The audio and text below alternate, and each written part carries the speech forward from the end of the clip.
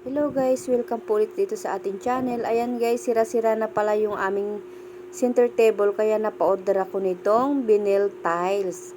Ayan, napakaganda nito guys. Hindi siya hassle gawin. May pandikit na rin siyang sarili. Mura lang kung nabili ito guys, bali 18 pesos ang isa. Kaya kung gusto mo rin palitan yung floor mo, kung nananawa ka na sa kulay ng floor mo, pwede mo siyang palitan guys kasi pwede ito sa floor. Ayan, sinukat-sukat ko muna bago ko siya ilagay. Ginupit ko na yung dulo. Mura ko lang itong nabili guys, bali 18 pesos ang isa. Mahaba na siya. Bali isang dipa. At kung magpapalit ka ng tiles mo, yung gusto na nanawa ka na sa kulay ng tiles mo, maganda ito guys. Kasi hindi na siya hassle ikabit. Hindi mo na kailangan magbayad pa ng labor para idikit ito kasi kayang-kaya mo nang gawin.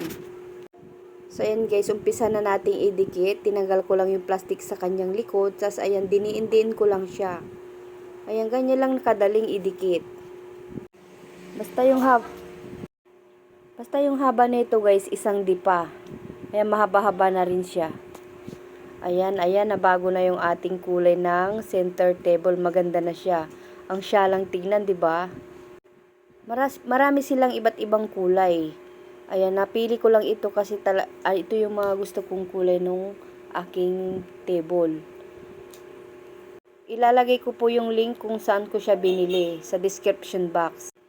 Safe ito sa apoy at saka sa tubig. Pag natapunan ng tubig, madali lang siyang punasan. Tsaka sa apoy, hindi siya basta-basta nasusunog. Ayan. Yun lang po. Marami pong salamat. Bye!